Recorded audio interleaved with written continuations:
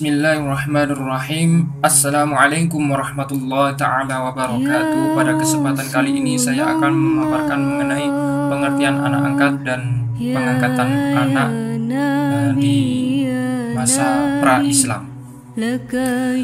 Yang pertama dulu saya akan membahas mengenai anak angkat. Anak angkat merupakan anak yang pada hakikatnya di dalam pemeliharaan kehidupan sehari-hari dalam bentuk pembiayaan pendidikan dan lain-lain, yang mana adanya pengalihan tanggung jawab yang awalnya ada pada orang tua asal kemudian beralih kepada orang tua angkatnya. Yang di samping itu semua harus didasarkan atas putusan pengadilan. Pada dasarnya pengangkatan anak merupakan suatu tindakan hukum yang pada dasarnya bukan anak asli seperti halnya dengan anak sendiri. Dalam hal ini juga pengangkatan anak juga dikenal sebagai dengan adopsi, yang di sisi lain bukanlah suatu hal yang baru di Indonesia. Ada berbagai macam kasus yang menjadi masalah atau problematika dalam pengangkatan anak. Di antaranya tercantum dalam pasal 39 sampai dengan 41 UU nomor 23 tahun 2002 mengenai perlindungan anak. Selanjutnya pada pasal 12 UU nomor 4 tahun 1979 mengenai sejahteranya suatu anak, yang juga berhubungan dengan peraturan pemerintahan nomor 54 tahun 2007 yang berisikan kepentingan dalam pengangkatan anak tanpa adanya ikut campur kepentingan orang tua angkatnya. Di sini dapat disimpulkan bahwasanya pengertian anak merupakan usaha dalam memberikan kasih sayang orang tua angkat kepada anak angkat dan memenuhi hak-hak atas kepentingan anak angkat, bukan kepentingan orang tua. Di dalam hal ini perlu saya sampaikan dan tekankan kembali mengenai pengertian anak angkat atau pengangkatan anak, yang mana memiliki dua cangkupan di dalam pengertian anak angkat, sekaligus diantaranya yaitu cangkupan lingkup sosial yang saling tolong-menolong dalam segala hal, dan selanjutnya adalah cangkupan di dalam dimensi hukum yang pada hakikatnya berhubungan dengan faktor kebersamaan seorang pengangkatan anak. Orang tua angkat dan orang tua kandungnya dalam hal ini disebut dengan pilar, yang mana di dalam dimensi hukum mempunyai berbagai macam implikasi. Di dalam suatu hukum agama Islam tidak membawa hal yang pada dasarnya berpengaruh pada anak angkat, yang hanya berdasarkan akan halnya peraturan mengenai ikatan persaudaraan, hubungan perwalian dan pewaris bersama orang tua angkat. Maka dari itu akan menjadi pewaris dari ayah kandungnya. Dalam hal ini juga anak angkat tidak bisa membuat dia menjadi dasar dan sebab sebagai ahli waris, karena prinsip dari pewarisan adalah hubungan darah atau dikenal dengan istilah arham. Yang selanjutnya saya membahas mengenai pengangkatan anak sebelum Islam atau pra-Islam.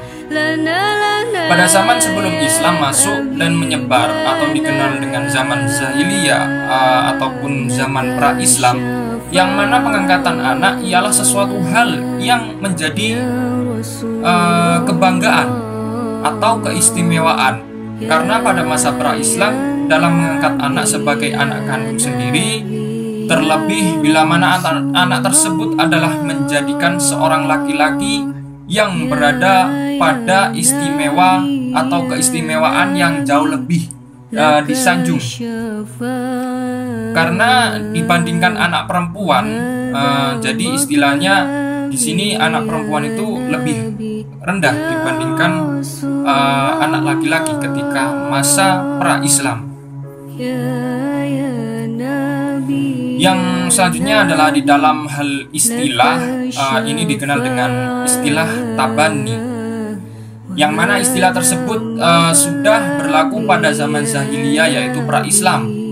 Namun istilah tersebut pada zaman sekarang ini memiliki arti yaitu supremasi hukum yang mana memiliki arti suatu penetapan pemutusan nasab suatu anak angkat dengan orang tua asli berdasarkan nasabnya orang tua angkatnya. Jadi seperti itu. Banyak sekali bangsa di Timur Tengah yang telah melakukan tradisi pengangkatan anak sebelum kedatangan Islam. Di antaranya yaitu bangsa Yunani, Romawi, terus India. Di situ banyak beberapa bangsa kuno telah melakukan tradisi pengangkatan anak yang dikenal sebagai tabani secara turun-menurun. Biasanya yaitu ketika Rasulullah SAW juga telah mengangkat anak yang bernama Zaid untuk memerdekakan budak dari kaum Quraisy. Namun dalam hal ini pengangkatan anak tidak dapat merubah kondisi garis keturunan dari seseorang kepada Allah yang menurunkan ayat di dalam Al-Quran bahwa garis keturunan Zaid tidak boleh dinisbahkan kepada Nabi Muhammad SAW. Dan pada kutipan Imam Ibnu Katsir dalam kitabnya dijelaskan bahwa sesungguhnya ayat ini turun yang mana untuk menjelaskan keadaan Zaid bin Harithah, yaitu mantan budak Rasulullah SAW, yang mana sebelumnya diangkat sebagai nabi, dan kondisi tersebut ialah zaman pra-Islam, yang mana Rasulullah SAW mengangkat anak dengan memanggil Zaid bin Muhammad, karena waktu itu belum turun ayat Al-Quran yang melarang status nasab anak angkat. Maka dalam hal ini juga tidak akan berpengaruh pada anak angkat dengan orang tua angkatnya, sehingga tidak menjadikan hal ini termasuk di dalam salah satu dasar dari unsur kemahroman yang tidak adanya larangan dari kedua belah pihak. Namun tidak menutup kemungkinan adanya perihal mewaris dan tidak pula ada larangan untuk saling mengawin. Jadi seperti itu. Dan di sini saya kurang lebihnya bila ada salah kata dan pemaparan saya mohon maaf yang sebesar-besarnya. Terima kasih. Wassalamualaikum warahmatullahi taala wabarakatuh. Assalamualaikum warahmatullahi wabarakatuh. Perkenalkan, nama saya Mamratul Rahmah. Saya menjadi presentator kedua yang akan menjelaskan tentang kedudukan anak angkat di dalam hukum Islam. Kebiasaan mengadopsi atau mengangkat anak merupakan suatu hal yang lumrah di kalangan masyarakat. Bahkan tradisi ini sudah ada sejak zaman jahiliyah, yang mana pada saat itu awal kedatangan Islam, tradisi ini telah dibenarkan. Akan tetapi sebenarnya Islam tidak mengenal istilah lembaga anak angkat. Sebab sebelum Nabi Muhammad SAW diangkat menjadi nabi, beliau telah memiliki anak angkat, yaitu Zaid bin Harithah. Terlalu akrabnya beliau dengan Zaid bin Harithah sampai masyarakat pada masa itu memanggilnya dengan nama Zaid bin Muhammad. Oleh sebab itu, lalu turunlah firman Allah yang berbunyi, A'udzubillahi minasyaitonirrajim. Bismillahirrahmanirrahim. Wa ma ja'ala ad'iyaakum abna'akum dzalikum qawlukum bi afwahikum wallahu yaqulul haqqu wa huwa yahdis sabil. Yang artinya, dan Allah tidak menjadikan anak-anak angkatnya sebagai anak kandungmu sendiri. Yang demikian itu hanya perkataan di mulutmu saja, dan Allah mengatakan yang sebenarnya, dan Dia menunjukkan jalan yang benar. Quran Surat Al-Ahzab ayat 4. Menurut Ibnu Katsir menjelaskan bahwasanya turunnya ayat ini berhubungan dengan kejadian Nabi Muhammad SAW yang mengangkat Zaid bin Harithah radhiyallahu anhu sebagai putranya sendiri, yang mana beliau pada saat itu belum dianugerahi kenabian oleh Allah Subhanahu wa taala. Dalam waktu yang bersamaan, masyarakat memanggilnya dengan panggilan Zaid bin Muhammad. Kemudian turunlah ayat ini sebagai tanda bahwa Allah Subhanahu wa taala memerintahkan supaya hubungan ini diputuskan. Dijelaskan lebih lanjut mengenai pengangkatan seorang anak merupakan hanya sebuah sebutan saja, tidak menjadikannya sebagai anak kandung dari orang yang bersangkutan. Sebab perlu diketahui bahwa di dalam Islam, status atau hukum anak angkat itu berbeda dengan anak kandung. Dari ayat ini menjadi salah satu bentuk pemutusan atau pembatalan suatu akad dan hukum dari sistem adopsi yang berlaku pada zaman jahiliyah. Selain itu, Wahbah Az-Zuhaili juga menjelaskan bahwa syariat Islam mengharamkan dan menghapuskan sistem pengangkatan anak yang sudah membudaya pada zaman jahiliyah dan permulaan Islam. Di dalam agama Islam dijelaskan dengan tegas mengenai ketentuan kejelasan nasab anak yang mana harus konkret dan tidak ada pengingkaran atau rekayasa suatu apapun. Hal ini sesuai dengan hadis yang dikutip oleh beliau bahwasanya Nabi Muhammad SAW mengatakan, wanita yang membawa kepada suatu kaum orang yang bukan dari mereka membawa atau membawa anak zina dalam kandungannya kepada mereka, maka ia tidak memperoleh suatu apapun dari Allah SWT, dan Allah sekali-kali yang akan memasukkannya ke dalam surganya. Seorang laki-laki yang mengingkari atau tidak mengakui anaknya padahal ia melihatnya, Allah Subhanahu wa taala menghijabnya dari surga, dan Allah Subhanahu wa taala membukakan kejelekannya pada hari kiamat kepada orang-orang terdahulu dan orang-orang yang kemudian. Hadis riwayat Abu Daud, An-Nasai, Ibnu Majah, Ibnu Hibban. Dalam penerapan pengangkatan anak, tidak jarang muncul permasalahan-permasalahan, baik dari pihak orang tua angkat dan keluarganya, ataupun dari anak angkat itu sendiri. Bahkan, hal tersebut menimbulkan adanya dua status hukum yang berhubungan dengan permasalahan pengangkatan anak. Di antaranya yakni mengenai kewarisan dan perkawinan. Yang pertama mengenai kewarisan. Menurut ulama fikih, terdapat 3 faktor di dalam Islam yang menyebabkan seseorang saling mewarisi.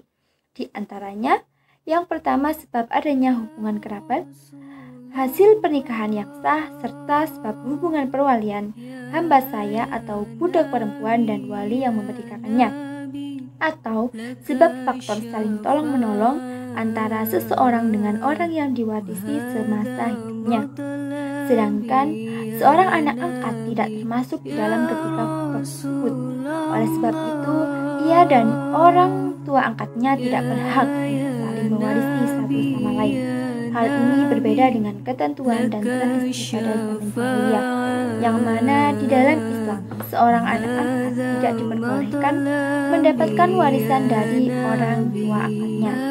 Ia juga tidak mempunyai hak yang sama seperti anak kandungnya yang berhak mendapatkan warisan setelah orang tuanya meninggal. Yang kedua mengenai perkawinan. Di dalam ajaran Islam telah diatur mengenai pihak-pihak yang tidak diperbolehkan untuk melaksanakan perkawinan. Hal ini dijelaskan dalam Quran surat An-Nisa ayat 23 tentang larangan perkawinan yang terjadi pada seseorang yang mempunyai hubungan darah dari satu keluarga dan agar harus lurus ke atas, ke bawah, dan ke samping, termasuk juga dengan menantu, mertua, anak tiri. Hal ini seorang anak angkat tidak termasuk dalam salah satu larangan tersebut, sebab ia di luar dari golongan kekerabatan yang mengangkatnya. Maka secara tidak langsung, anak angkat dan keluarga orang tua angkatnya boleh melaksanakan perkawinan, dan orang tua angkatnya tidak diperbolehkan untuk menjadi wali dari pernikahannya, kecuali apabila orang tua kandungnya mewakilkannya kepadanya. Mungkin cukup sekian yang dapat saya sampaikan. Apabila ada kurang lebihnya, saya mohon maaf yang sebesar-besarnya. Wabillahi taufiq wal hidayah. Wassalamualaikum warahmatullahi wabarakatuh. Assalamualaikum warahmatullahi wabarakatuh. Perkenalkan, nama saya Pinta Nabila Amatullah. Di sini saya sebagai pemateri ketiga dari kelompok 5. Untuk materi yang akan saya bahas yakni mengenai hubungan kekeluargaan anak angkat secara hukum perdata, hukum adat, dan juga hukum Islam. Untuk yang pertama kita bahas yakni hukum perdata. Dalam KUH Perdata, sistem kewarisan merupakan sebuah sistem parental atau bilateral terbatas, yaitu merupakan keturunan dari ayah dan ibu bisa terhubung dengan semua anggota keluarganya. Adapun pasal-pasal yang mengatur tentang sistem kewarisan, yaitu seperti dalam pasal 832 KUH Perdata. Di dalamnya menerangkan mengenai sistem dalam pewarisan dari segi wasiat atau testatemen. Untuk yang selanjutnya yakni ada dalam pasal 875 KUH Perdata. Dalam pasal ini menjelaskan mengenai surat wasiat, yaitu merupakan sebuah akta yang di dalamnya berisi pernyataan dari seseorang terhadap suatu hal yang menjadi kehendaknya yang terjadi setelah ia wafat, dan si pemberi wasiat dapat mencabut kembali wasiat tersebut. Untuk yang pasal selanjutnya yakni ada dalam pasal 12 STB 1917 nomor 129. Dalam pasal tersebut dijelaskan bahwa anak angkat itu diharuskan menggunakan nama keluarga yang berasal dari orang tua angkatnya, dan ia haruslah mendapatkan kedudukan yang sejajar dengan anak yang sah dari orang tua angkatnya.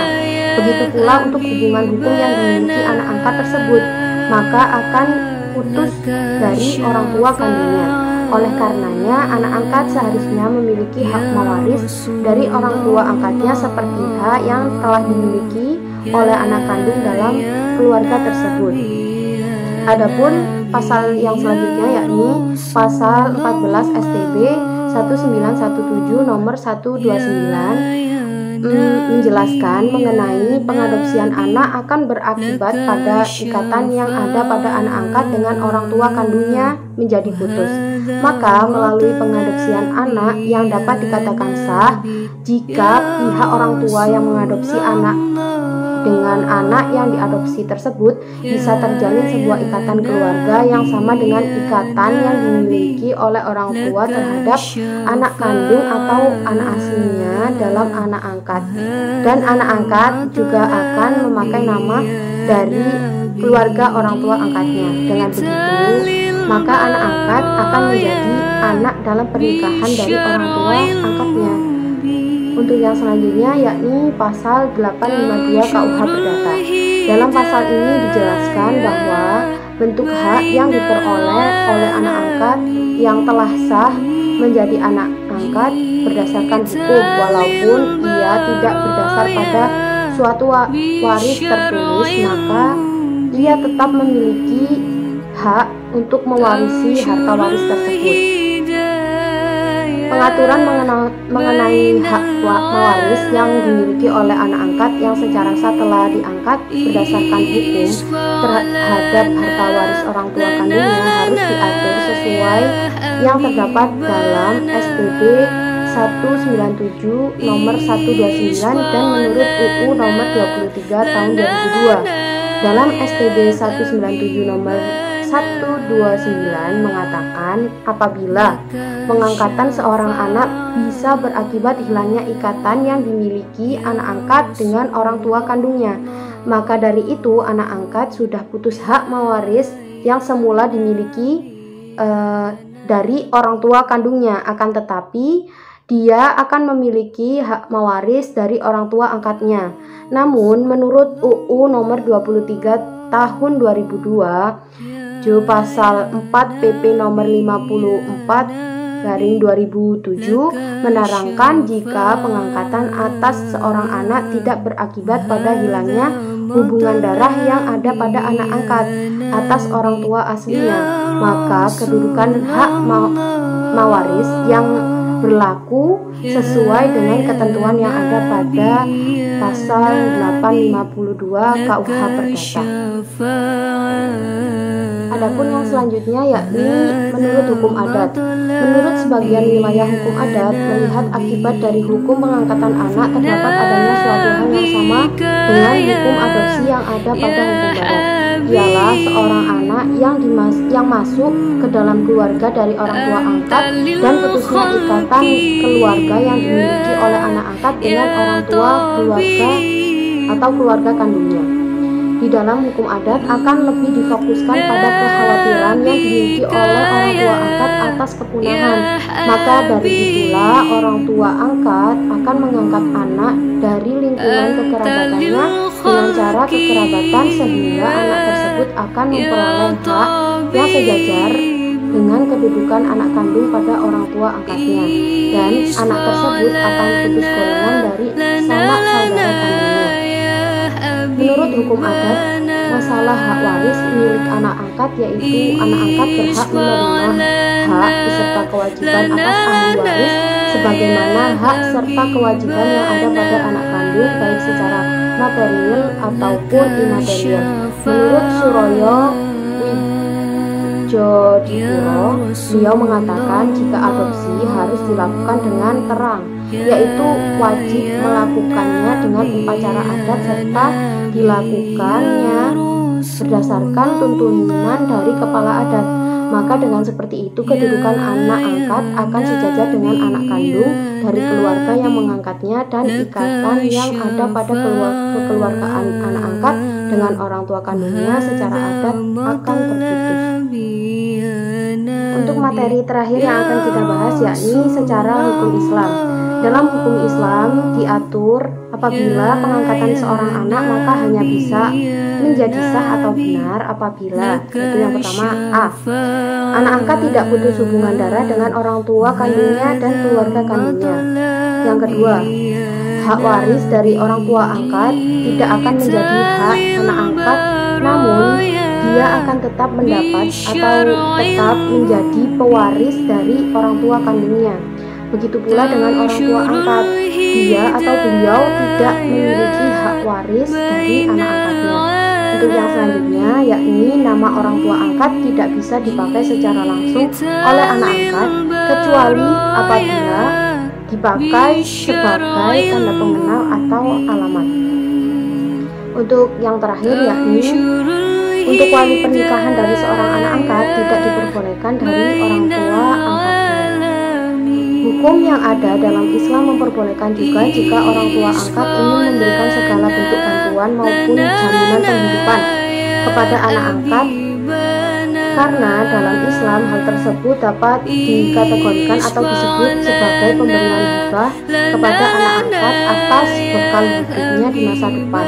Dan anak angkat juga boleh diberikan wasiat, namun tetap dengan ketentuan, yaitu tidak boleh melebihi sepertiga dari harta kekayaan yang dimiliki orang tua angkat tersebut. Demikianlah yang saya dapat sampaikan. Saya mewakili kelompok 5 menyampaikan memohon maaf apabila ada kesalahan dan kekurangan dalam penyampaian materi. Sekian dari saya. Wassalamualaikum warahmatullahi wabarakatuh.